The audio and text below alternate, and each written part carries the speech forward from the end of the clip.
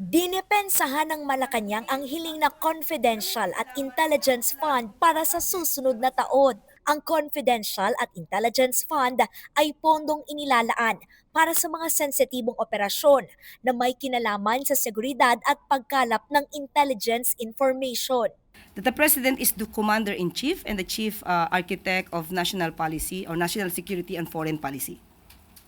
At kinakailangan po ng pondo ng Pangulo. Batay sa 2026 national expenditure, papalo sa 10.8 billion pesos ang panukalang confidential at intelligence fund. Halos kalahati ng alokasyon inilaan sa tanggapan ng Pangulo na nagkakahalaga ng 4.5 billion pesos.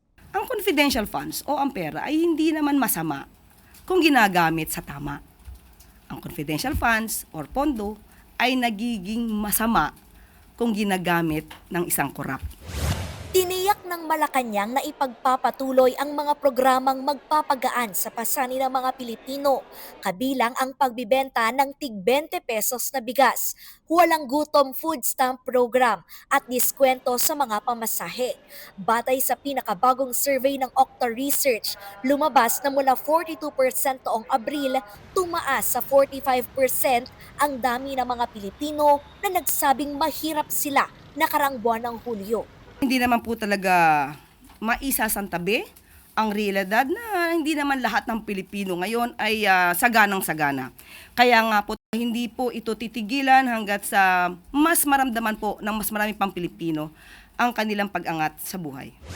Pinag-aaralan ng pamahalaan ang hiling ng ilang transport group na dagdag pasahe sa jeepney. Kasunod ito ng patuloy na pagtaas ng presyo ng langis.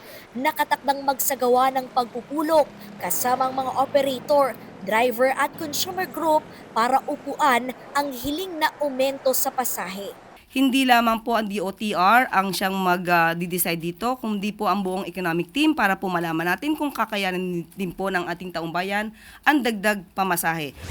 Inatasan ng Malacanang ang Department of Education at Department of the Interior and Local Government na magsagawa ng malalimang investigasyon tungkol sa insidente ng karahasan sa eskwelahan. Kamakailan lamang, isang prinsipal ang pinagbabaril, isang guro ang pinatay ng estudyante at isang lalaki ang sumugod sa classroom at namaril. Pinatutulong na rin ng palasyo ang Department of Social Welfare and Development. Tutulong po na makita at mamonitor kung ang child protection policy ng DepEd, hindi po ito tutulugan at aaksyonan po ng mga concerned agencies. Agad-agad din po. Kalezal Pardilla para sa Pambansang TV sa Bagong Pilipinas.